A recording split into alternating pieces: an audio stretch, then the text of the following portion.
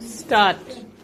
In according constitutional status to the Nagar Palika, we are but responding to the joint resolution passed by the Central Council of Local Self-Government and the All India Council of Mayors pleading for the conferment of constitutional status on the urban local bodies.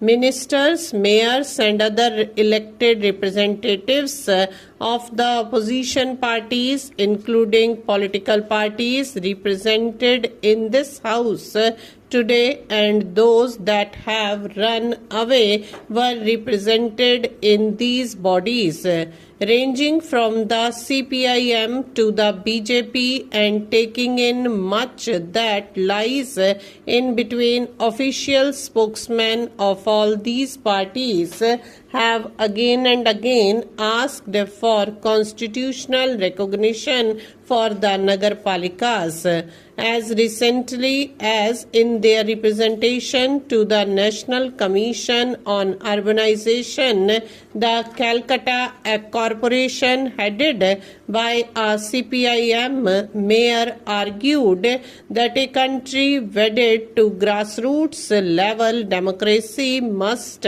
bless its local institution with a constitutional status. They went on to say that this bold initiative would become much more meaningful if the roles, functions, responsibilities and obligations of various levels of government are constitutionally defined.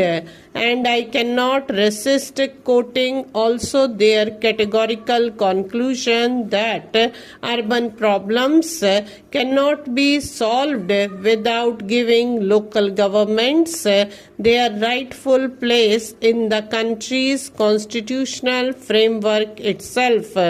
What has happened to change their minds? Let me phrase the question in a different way. What has happened to change their principles? Is it that they are getting too used to the company to those with diametrically opposed ideologies and those with no principle or ideology at all? We have heard the argument that there is no need for a constitutional amendment to bring democracy to the grassroots and endow power to the people. It has been argued that what is needed is political will. I respectfully submit that it takes more political will to amend the constitution that it does to pass a municipal law. I would also respectfully submit that our constitutional amendment creates the necessary political will where that will does not exist. There is no place in any of this for a holier than thou attitude. No party in India can claim an unblemished record in local self-government. Equally, there is no major political party in India which has not something to its credit in regard to local self-government. There are some Congress governments that have done better than others, though there are some shortfalls which can be rectified.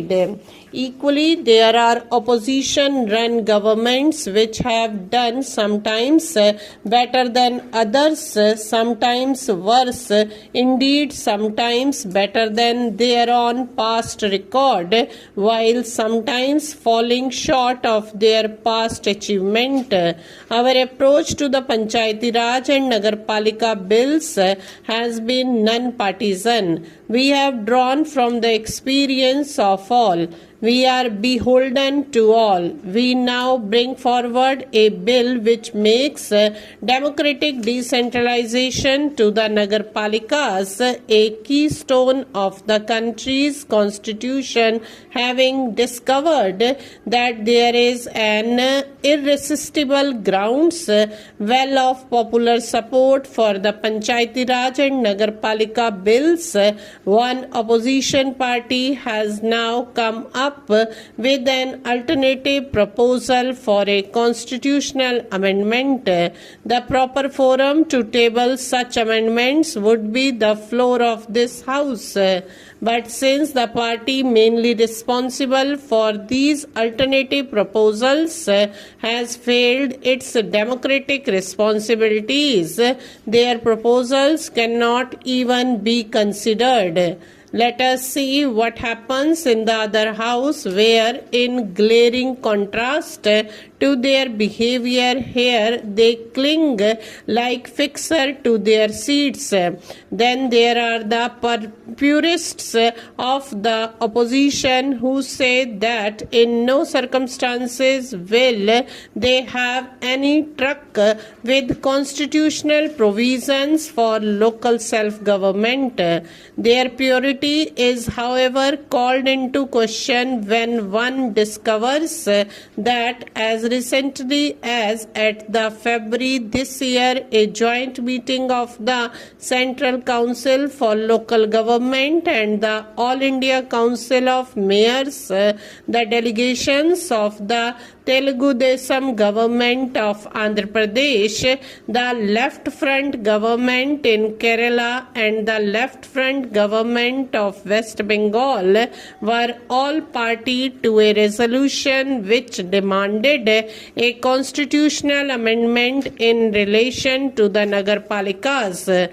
There are yet other constituents of the National Front who demanded at the 11th joint meeting a uniform statute for all Nagarpalikas in the country.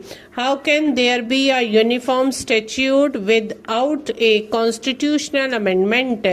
And even assuming for a moment that this is achieved by some legal debate, the essential differences between a constitutional amendment and a municipal statute remains. The consequences of a constitutional amendment cannot be retraced.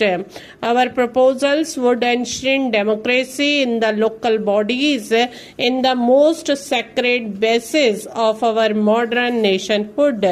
In contrast, any model bill will have no binding significance for state legislatures and no guarantee of outlasting changes of party or personality. If we really want democracy and devolution in the Nagarpalikas, there is no alternative to the kind of constitutional amendments we propose. The starting point of the Nagarpalika bill is the recognition that those who live in urban settlements are entitled to the same democratic rights and the same rights and responsibilities for development. Stop.